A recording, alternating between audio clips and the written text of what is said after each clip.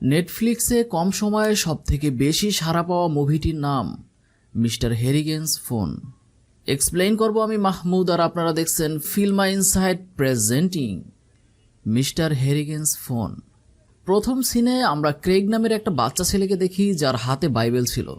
Craig এখানকারই বাসিন্দা। কিছুদিন আগে তার মা মারা যাওয়ায় ক্রেগ এবং তার বাবা প্রায় এখানে আসে তার মায়ের জন্য প্রার্থনা করতে। তাছাড়া ক্রেগকে এখানকার লোকেরা খুব ভালোবাসত, কারণ সে বয়সে ছোট হলেও সে বাইবেল পাঠে ছিল বেশ পারদর্শী। তার শুদ্ধ উচ্চারণ ও সুমধুর কণ্ঠে বাইবেল পাঠ শোনার জন্য দূর দূরান্ত থেকে লোকেরা ছুটে আসতো এই গির্জায়। আর তাদের মধ্যে ইনিও ছিল, যার নাম মিস্টার হেরিগেন্স। ইনি হলো এই শহরের সবথেকে ধনী ব্যক্তিদের মধ্যে একজন। তবে হেরিগেনের চারকুলে কেউই ছিল না। সে এই বিশাল বাড়িতে একাই থাকতো। তার কাছে টাকা পয়সা ধন দৌলতের কোনো কমতি ছিল না, কিন্তু তার এই একাকিত্ব তাকে দিন দিন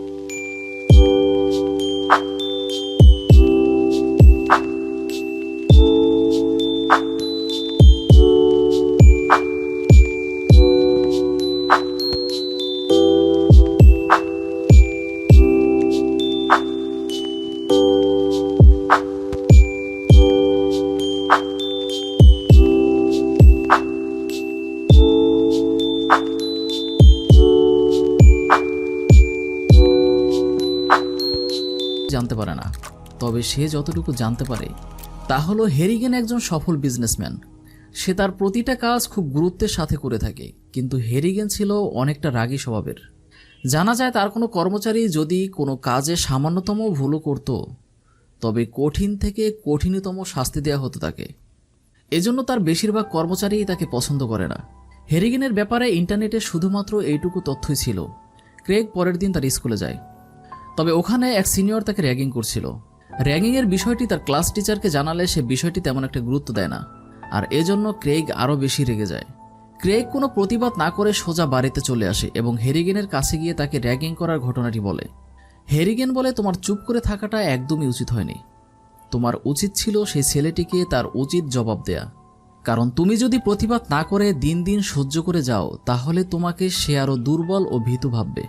হেরিগেন বলে, স্কুল কলেজ মন্দির বা গির্জা যেখানে বা যে অবস্থায় হোক না কেন, তোমাকে কেউ কিছু বললে তখনই তুমি কারো সাহায্যের আশা না করে সোজা প্রতিবাদ করবে, নয়তো তারা আজ তোমার সঙ্গে এমন করবে, কাল তোমারই মতো অন্য কারো সঙ্গেও এমনটা করতে পারে। তাছাড়া আমিও তোমার মতো অনেকবার এমন পরিস্থিতির সম্মুখীন হয়েছি, কিন্তু আমি তাদের কখনো ভয় পাইনি, নির্ভয়ে তাদের প্রতিবাদ করেছি, তাই উল্টো তারাই আমাকে ভয় পেত। পরের দিন থেকে ক্রেগ স্কুলে সবসময় বুক ফুলে চলত এবং কেউ কোনো অন্যায় করলে সাথে সাথে প্রতিবাদ করত। এর ফলে কিছুদিনের মধ্যেই ক্রেগের অনেক বন্ধু হয়ে যায় সেখানে। একদিন ক্রেগ তার বাবাকে বলে, আব্বু, আমাকে একটি ফোন কিনে দাও না। আমার স্কুলের প্রায় সকল বন্ধুরাই দামি দামি ফোন ব্যবহার করে, এটা দেখে আমার খুব হিংসে হয়। ক্রেগের বাবা বলে, এই মুহূর্তে আমার কাছে এতগুলো টাকা হবে না, তাছাড়া তুমি তো এখনও ছোট, তুমি সবেমাত্র হাই স্কুলে পড়ো, তাই এগুলো বাদ দিয়ে তুমি পড়ালেখায় মন দাও, এতেই তোমার মঙ্গল। ক্রেগ বুঝতে পারে তার বাবা কোনো মতেই তাকে ফোন দেবে না, তাই সে পড়ালেখায় আবারও মন দেয়। কিছুদিন পর ক্রেগের জন্মদিন আসে। সেই জন্মদিনে প্রতিবারের মতো হেরিগেন তাকে কিছু গিফট দেয় এবং সাথে একটি লটারির টিকিট দেয়। সৌভাগ্যবশত সেই লটারিতে উইনার হিসেবে সে $3000 পায়, আর সেই টাকার কিছু অংশ দিয়ে ক্রেগের বাবা ক্রেগকে একটি আইফোনও কিনে দেয়। আইফোন পেয়ে ক্রেগ তো বেশ খুশি, আর এই খুশির পিছনে সবথেকে বড় অবদান ছিল হেরিগেনের। কারণ তার লটারির টিকিটের কারণেই ক্রেগ $3000 পেয়েছিল। তাই সে আইফোন দিয়ে প্রথমেই হেরিগেনকে কল দেয় এবং হেরিগেনকে সে লটারি দেওয়ার জন্য ধন্যবাদ জানায়।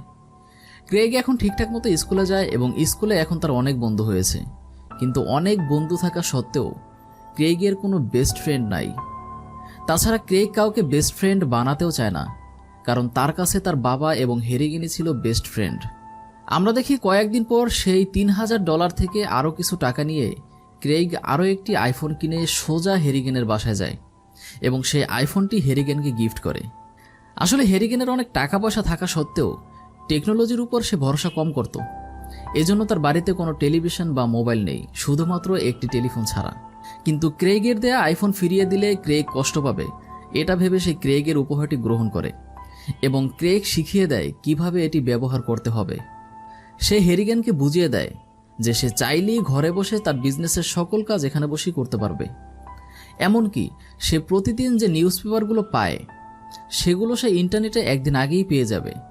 এরপর ক্রেগ হেরিগেনকে ফোন, মেসেজ এবং ভিডিও কল সহ নানা প্রোগ্রাম সম্বন্ধে শিখিয়ে দেয়। কিছুদিন পর দেখা যায় হেরিগেন এখন পুরোপুরি মোবাইল চালানো শিখে গেছে, তাই এখন তার বেশিরভাগ সময় মোবাইল ফোন চালিয়েই কেটে যায়। মোবাইল ফোনের প্রতি হেরিগেন এখন এতটাই আসক্ত যে ক্রেগ যখন তাকে বই পড়ে শোনায় তখনও তার মনোযোগ মোবাইলের প্রতি থাকে, যার ফলে ক্রেগ ও হেরিগেনের মধ্যে একটু দূরত্বেরও সৃষ্টি হয়। ক্রেগ এটা মানতে না পেরে সরাসরি হেরিগেনের সাথে এই ব্যাপারে কথা বলে। হেরিগেনও তখন তাকে বলে, আমি আসলে তোমাকে এটাই বোঝাতে চেয়েছিলাম যে টেকনোলজি যতই উন্নত হবে ততই মানুষ তার মধ্যে আসক্ত হয়ে যাবে। এর ফলে মানুষের মধ্যে মানুষের দূরত্ব এবং ভেদাভেদ সৃষ্টি হবে, যেমনটি ঠিক তোমার মধ্যে এবং আমার মধ্যে হয়েছে। তাই আমি এতটা ধনী হওয়া সত্ত্বেও কখনো টেকনোলজির উপর ভরসা করিনি। যাই হোক, কথার প্রসঙ্গে ক্রেগ হেরিগেনকে বলে, আপনি এত ধনী হওয়া সত্ত্বেও এত বড় বড় শহর ছেড়ে এত ছোট একটি শহরে কেন এসেছেন? হেরিগেন কোনো উত্তর না দিয়ে বরং সে ক্রেগকে জিজ্ঞেস করে, তুমি লেখাপড়া শেষ করে কি হতে চাও? ক্রেগ বুঝতে পারে হেরিগেন প্রসঙ্গ ঘোরানোর চেষ্টা করছে। তাছাড়া ক্রেগ একদিন দেখেছিল হেরিগেনের ড্রয়ারে অনেকগুলো লটারির টিকিট রাখা। সে জিজ্ঞেসও করেছিল, এতগুলো টিকিট দিয়ে আপনি কি করবেন? কাকতালীয়ভাবে হেরিগেন সেটার উত্তর দেয়নি। যাই হোক, ক্রেগ বুঝতে পারে হেরিগেন একজন রহস্যজনক মানুষ, তাই সে জোর না করে বরং বলে, আমি লেখাপড়া শেষ করে মুভি রাইটার হতে চাই এবং অনেক বড় বড় শহরে থাকতে চাই। পরের দিন ক্রেগ হেরিগেনের বাড়িতে আসলে সে দেখতে পায় হেরিগেন চেয়ারে বসে ঘুমোচ্ছে, কিন্তু কাছে গেলে সে বুঝতে পারে হেরিগেন আর নেই, সে মারা গেছে। যেহেতু তার অনেক বয়স হয়ে গিয়েছিল তাই বার্ধক্যজনিত কারণেই তার মৃত্যু হয়েছে। তবে ক্রেগ এটা মানতে পারে না, সে খুব ভেঙে পড়ে, কারণ হেরিগেন তার খুব ভালো বন্ধু ছিল। এরপর ক্রেগ এখানে হেরিগেনের ফোনের দিকে লক্ষ্য করলে দেখতে পায় হেরিগেনের ফোনের ডায়াল লিস্টে ক্রেগের নাম্বার ভাসছে।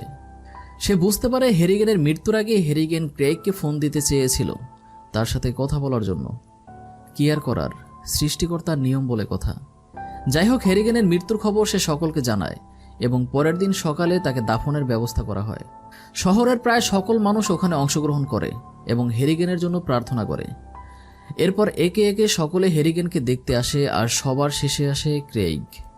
আর ক্রেগ এখানে কোনো কিছু না ভেবেই হেরিগেনের ফোনটি তার শেষ স্মৃতি হিসেবে হেরিগেনের কোটের মধ্যে ঢুকিয়ে দেয়। আর এর কিছু সময় পর তাকে দাফন করা হয়, মানে সেই ফোনটি সহই তাকে দাফন করা হয়। দাফন সম্পন্ন হওয়ার পর হেরিগেনের একজন বিশ্বস্ত লয়ার ক্রেগের কাছে আসে এবং তাকে একটি চিঠি দেয়। ক্রেগ চিঠি পড়ে বুঝতে পারে হেরিগেন তার সম্পত্তির অর্ধেক অংশ ক্রেগের নামে লিখে দিয়ে গেছে।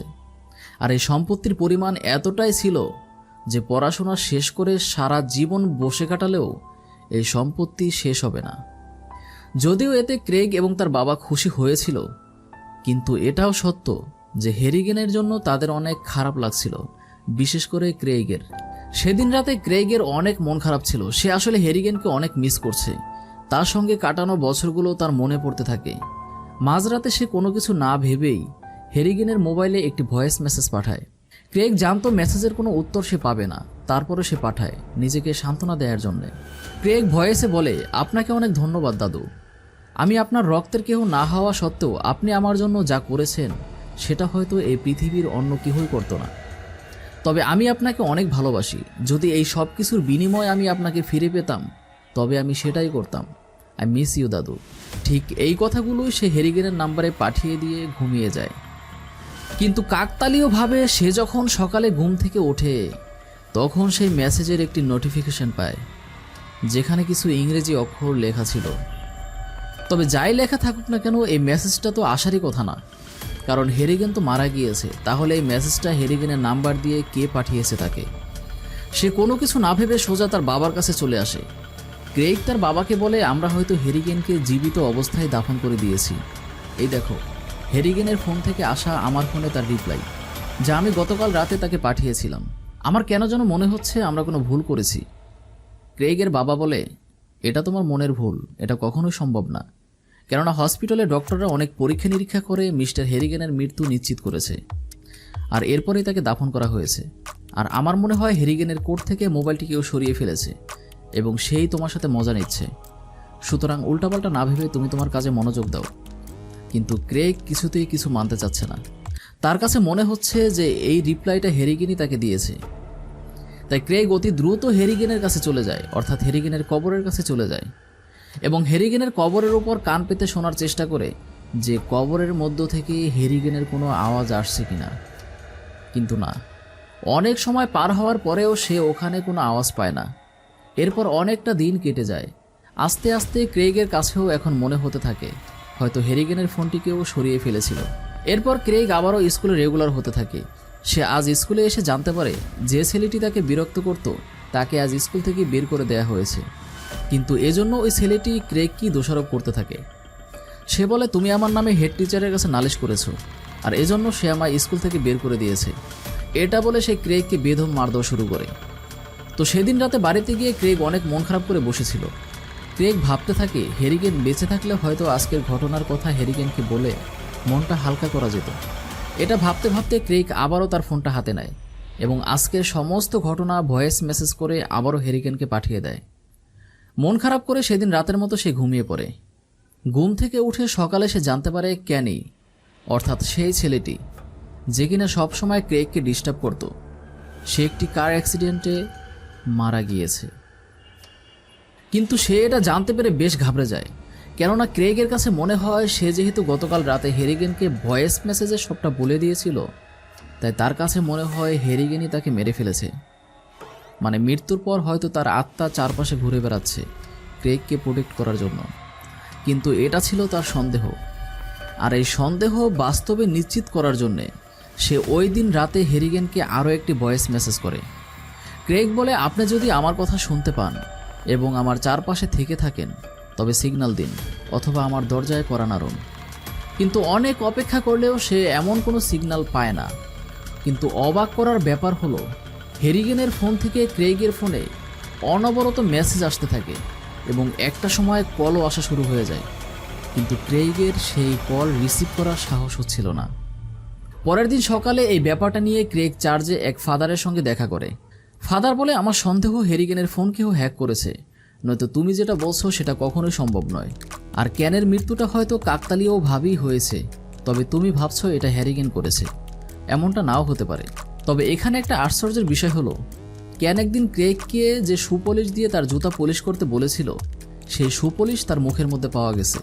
আর মোস্ট ইম্পর্ট্যান্ট লজিক হলো ক্যান ক্রেইগকে মেরে যেভাবে শুইয়ে রেখেছিল ঠিক সেই স্টাইলেই মৃত্যু অবস্থায় ক্যানের বডি পাওয়া গেছে। যাই হোক, মাথা থেকে সবকিছু ঝেড়ে ফেলে সে একটি শপে গিয়ে আরেকটি নতুন মোবাইল কিনে, আর সেটাতে হেরিগেনের নাম্বার সেভ করে না। এমনকি সে তার পুরনো ফোন থেকে হেরিগেনের নাম্বারটিও ডিলিট করে দেয়। এরপর থেকে আর কখনোই ক্রেইগের ফোনে হেরিগেনের কোনো মেসেজ অথবা ফোন আসে না। ক্রেইগ আস্তে আস্তে পেছনে সব কিছু ভুলে গিয়ে স্বাভাবিকভাবে জীবনযাপন করতে থাকে। কিছুদিন পরে ক্রেইগ হাই স্কুল পাশ করে মুভি রাইটিংয়ের কোর্স কমপ্লিট করার জন্য অনেক বড় একটি শহরের নামিদামি কলেজে ভর্তি হয়ে যায়। এখানে ক্রেইগের সব কিছু ভালোই চলছিল। হঠাৎ একদিন ক্রেইগের কাছে একটি ফোন আসে। ফোন রিসিভ করলে সে জানতে পারে স্কুল জীবনে তার বেস্ট টিচার মিস হার্ট মারা গেছে। খবর পেয়ে সে দ্রুত তার শহরে চলে আসে। তবে এখানে এসে ক্রেইগ জানতে পারে মিস হার্টের মৃত্যুর কারণ এই ছেলেটি। এর নাম ছিল ডিন। ডিন একজন প্রভাবশালীর ছেলে। সে সর্বদাই নেশা করে গাড়ি চালায়, আর এর ফলে বিগত 5 বছরে তার গাড়ির সঙ্গে ধাক্কা লেগে 4 জনের মৃত্যু হয়েছে। অনেকেই তার নামে থানায় অনেকবার কমপ্লেনও করেছিল, কিন্তু তার বাবার প্রচুর অর্থ থাকার কারণে সে প্রতিবারই বেঁচে যায়। এবারও এমনটি হয়। আদালত তাকে উপযুক্ত শাস্তি না দিয়ে বরং রিহ্যাবে পাঠিয়ে দেয়। তবে এটা ক্রেইগ কোনোভাবেই মানতে পারে না, তাই সে সোজা বাড়িতে এসে তার পুরনো ফোনটি বের করে এবং সেটাতে আবারও হেরিগেনের নাম্বারটি সেভ করে এবং তাকে একটি ভয়েস দিয়ে বলে ডিন যেন তার যোগ্য শাস্তি পায়। ক্রেগ আবার ভাবতে থাকে যে হেরিগেনকে দেয়া ভয়েস দিয়ে আসলে বাস্তবে কোনো কাজ হবে কিনা। আর এটা চেক করতে সে সোজা রিহ্যাবে চলে আসে, যেখানে ডেলকে পাঠানো হয়েছিল। ক্রেগ এখানে এসে জানতে পারে ডেল মারা গেছে। ডেলের মৃত্যুর কারণ সে নাকি গোসল করতে গিয়ে সাবান আর শ্যাম্পু খেয়ে ফেলেছে, আর এই সাবান তার গলায় আটকে যাওয়ার কারণেই সে মারা যায়। আর এই সাবানটি ছিল বুথ কোম্পানির সাবান, যেটা মিস হার্টের খুব পছন্দের সাবান ছিল।